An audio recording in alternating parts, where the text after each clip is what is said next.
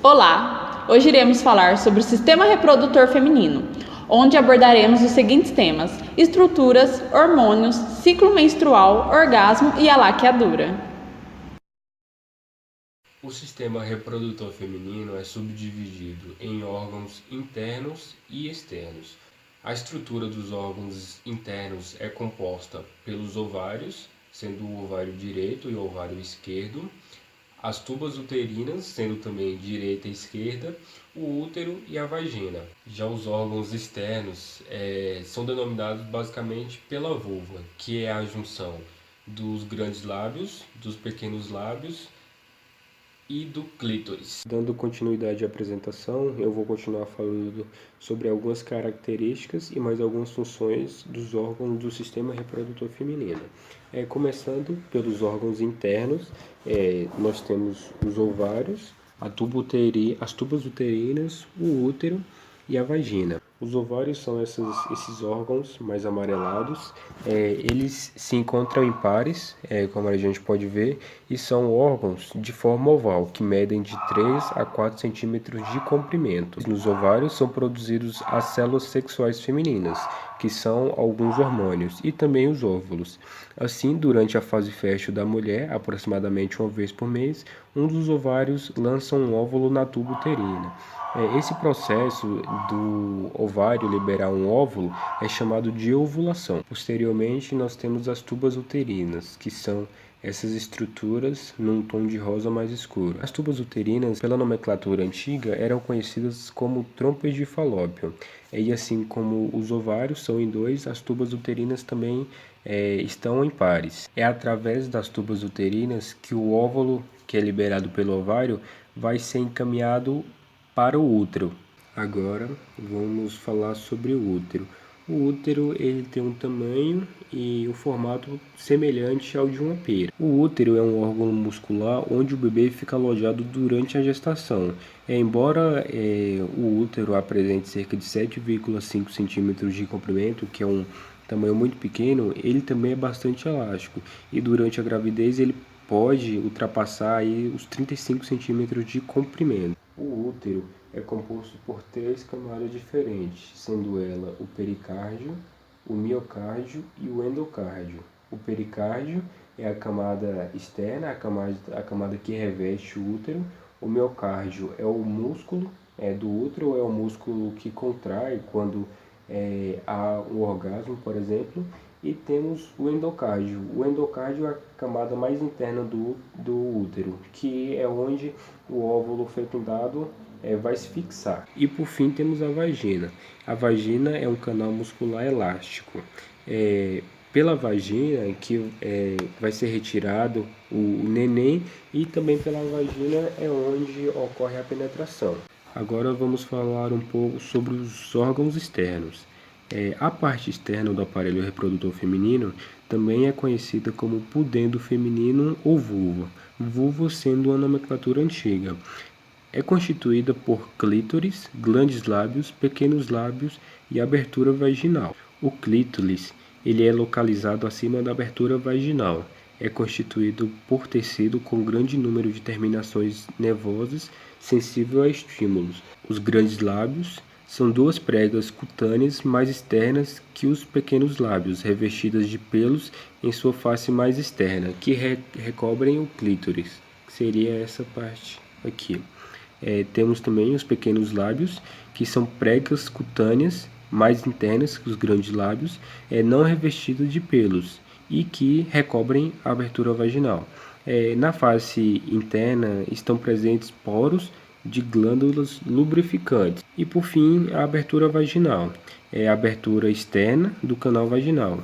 Em mulheres que não tiveram relação sexual, elas geralmente se apresentam parcialmente fechado por uma membrana que é denominada ímen. Em alguns casos, essa membrana pode estar ausente.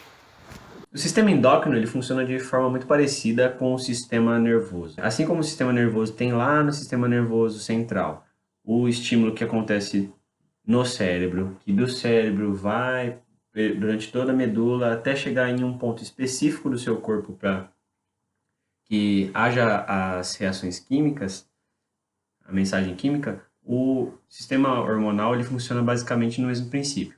Tem uma glândula que secreta este hormônio, ou determinado hormônio, e esse hormônio ele tem apenas um, geralmente, receptor.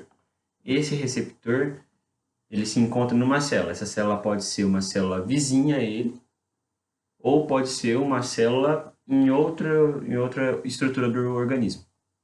Então, como que funciona? Basicamente, você tem a célula secretora.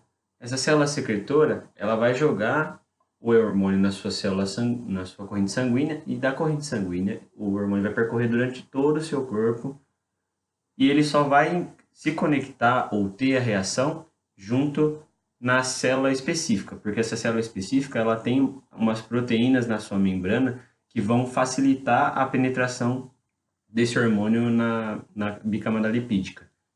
Então, basicamente, a célula funciona com dois princípios: o princípio de infrarregulação e o princípio de suprarregulação. Na suprarregulação, quando você tem muito hormônio acumulado na corrente sanguínea, um alto nível de concentração hormonal, a célula, o que ela faz? Ela vai diminuir a quantidade de receptores que ela tem para dificultar a entrada do hormônio dentro da célula, porque como um nível é muito absurdo, ou um nível for mais do que o corpo precisa, a célula vai pensar, eu não vou precisar utilizar este hormônio neste momento. Então, o que ela faz? Reduz a capacidade de condução desse hormônio, assim como tem um outro princípio que é o de infrarregulação. Na infrarregulação, o que acontece? Inversamente à suprarregulação.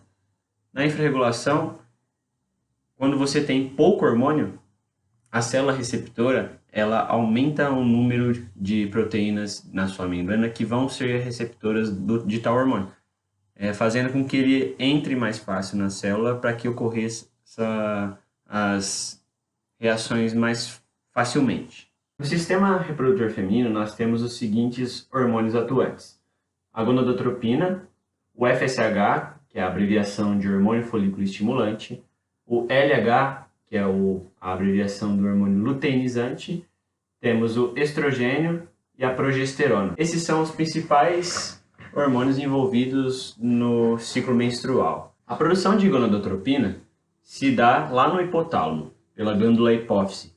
E essa gonadotropina ela é o hormônio que vai liberar a secreção de outros dois hormônios, que é o hormônio FSH e o hormônio LH.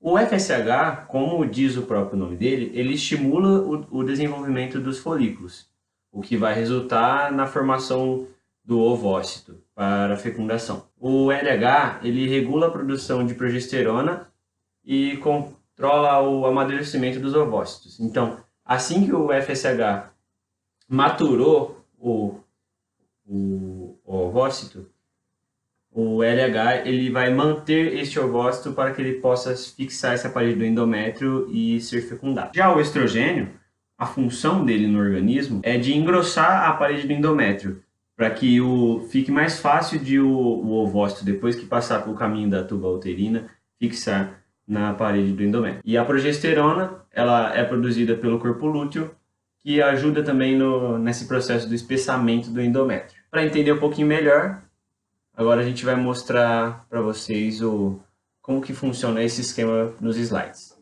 Então, aqui dando continuidade aos hormônios e o ciclo menstrual, agora eu vou mostrar para vocês como funciona. Então eu falei, assim como no sistema nervoso, o sistema endócrino, ele produz células específicas.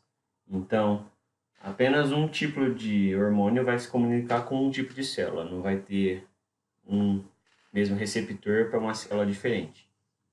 Ou seja, dentro de uma célula, ou tem esse receptor ou não tem. Caso não tenha esse receptor de determinado hormônio, não há o recebimento e o hormônio continua na corrente sanguínea até encontrar algum método de ser excretado. Aqui a gente encontra o princípio da infrarregulação e da suprarregulação. Aqui seria na esquerda o caso da célula endócrina, a célula secretora, ela produzindo os hormônios e secretando na corrente sanguínea. Quando tem a célula-alvo, essa célula-alvo possui na sua membrana determinadas proteínas transportadoras para que ocorra a mensagem química. Os principais hormônios, a gonadotropina, folículo estimulante, o luteinizante e o estrogênio e progesterona. Agora a gente tem aqui um esquema que vai ajudar bastante em entender como funciona esse processo do ciclo menstrual. No começo do ciclo, nós temos um número mais alto de FSH, o folículo estimulante. Esse folículo estimulante, ele vai provocar o amadurecimento do folículo. Com o folículo maduro, aumenta os níveis de estrogênio. Esses níveis de estrogênio elevados vai produzir o endométrio. Então, agora, com o endométrio formado, aumenta o índice da participação do hormônio luteinizante. E esse hormônio luteinizante, ele que é o que vai terminar o que a FSH começou. Então, ele vai terminar de amadurecer o folículo, liberando o ovócito secundário para a fecundação, como eu disse anteriormente, lá pelas tubas uterinas até a fixação no endométrio, que foi produzido depois que o folículo já estava quase no seu auge de maturação. Depois temos a redução dos níveis de progesterona e o descamamento do endométrio, que vai gerar a menstruação. Tudo começa lá no cérebro, né? Embora nós estejamos falando do sistema genital, tudo começa lá no cérebro. Lá no hipotálamo temos a glândula hipófise. Essa glândula hipófise é ela que vai produzir a gonadotropina, que é o primeiro hormônio que vai desencadear a produção do resto. Então aqui nesse gráfico a gente consegue ver o hipotálamo, lembrando só antes de dar continuidade, que o gráfico presente aqui no vídeo, tanto este quanto este, eles estão mostrando a ordem em linha do tempo. Então, esses outros desenhos estão acompanhando essa linha do tempo aqui de baixo, tá? Essa aqui seria em relação aos dias. Então, tudo começa lá. O hipotálamo secreta a gonadotropina. A gonadotropina vai estimular tanto a produção do FSH quanto a produção do LH. Então, o FSH ele vai atuar nos folículos primordiais dentro do ovário e conforme os níveis dele vai mostrando aqui nesse gráfico de baixo, conforme os níveis dele vai aumentando, aumenta em conjunto a produção dos estrogênios. Tá vendo? A produção dos estrogênios. Então, basicamente, o hormônio folículo estimulante, ele vai cuidar do amadurecimento dos folículos, conforme ele tem suas taxas elevadas de concentração, vai provocar o amadurecimento do folículo. Quando esse folículo estiver maduro, o nível de estrogênio também já está maior. Então, quando o folículo amadurece, o LH começa a entrar em atividade. Então, pode ver, o nível de estrogênio aqui, embaixo, ele já aumentou muito as concentrações do FSH. Quando esse estrogênio está aumentando, vamos ter uma subida abrupta aqui do LH. Então, quando o LH começa a entrar em atividade, ele meio que só confirma que o folículo está maduro. Então, ocorre a ovulação e esse folículo maduro libera um ovócito. Esse ovócito é o que será fecundado pelo espermatozoide. Esse óvulo aqui, depois de ser liberado pelo folículo maduro, ele vai percorrer o caminho das tubas uterinas até que ele se encontre com o endométrio e fixe na parede. Este folículo maduro, no entanto, continua no organismo e ele que vai ser o corpo lúteo. E é esse corpo lúteo que vai manter o ovócito que foi lançado lá no endométrio durante o período de fecundação. Então, ele vai ser o responsável para manter este ovócito fixado. Então, aqui a gente tem, dando sequência, uma visão mais detalhada de como funciona o ciclo menstrual. No final do ciclo menstrual, quando os níveis de progesterona diminuem, ocorre a descamação do endométrio. Pode ver, aqui seria o nível de concentração. Então, quando o nível de progesterona começa a diminuir, nós temos a descamação do endométrio e é aqui onde inicia-se a menstruação. Então, a gente pode ver, a menstruação começou a ocorrer quando o óvulo não fecundado, quando o óvulo não foi fecundado. Então, essa menstruação começa a descer, que seria geralmente no 28º dia. A menstruação começa e ela vai terminar por volta lá do 4º dia. Algumas mulheres podem terminar mais cedo ou até um pouquinho mais tarde. Após isso, começa todo o ciclo novamente. Vamos ter um outro folículo primordial. Esse outro folículo vai ser estimulado pelo FSH, depois pelo LH, formando um outro ovócito para que esse possa ser fecundado por diante. Agora iremos falar sobre a laqueadura. O que é, como funciona, como é feita e os tipos de laqueaduras que encontramos. A laqueadura é um dos métodos contraceptivos mais eficazes, embora ainda não exista um método 100% seguro, tá? Ela trata-se de uma cirurgia realizada por um médico ginecologista, onde nessa cirurgia o médico vai promover a obstrução dessas tubas uterinas, impedindo o processo de fecundação. Então o médico vai cortar as tubas para que não haja esse processo de fecundação. Tá bom, mas como que funciona isso? Nós temos o nosso ovário, as nossas tubas e o nosso útero. No nosso ovário é liberado o óvulo mensalmente durante o ciclo menstrual. Esse óvulo ele é armazenado nas tubas, só fica aguardando o esperma chegar para ver a fecundação e assim o transporte até o útero para ver o desenvolvimento. Então, a laqueadura precisa entrar aí para bloquear esse processo. Então, a laqueadura vai impedir esse encontro do esperma com o óvulo. Se não tem o encontro dos dois, não tem a gravidez, que essa é a finalidade da laqueadura mesmo. Como que funciona esse procedimento? É o seguinte, é um procedimento indolor, que dura em média 40 minutos, isso depende muito do médico, tá? É uma cirurgia que é classificada de acordo com o corte, se é um corte abdominal, pelo abdômen, ou se é um corte vaginal, pela vagina, tá? O médico ele pode romper as trompas através da cauterização, do fio de sutura, dos anéis de plásticos e do clipe de titânio. Isso depende muito do médico e da paciente, não é uma regra que ele só tenha que usar o fio ou só a cauterização, não é uma regra, então depende muito do médico. Quais são os tipos de laqueaduras que nós conseguimos encontrar? Uma delas é a laparotomia, tá? Ela é mais utilizada no SUS, ela também é feita pelo abdômen, é um corte feito na horizontal, tipo um corte cesariana.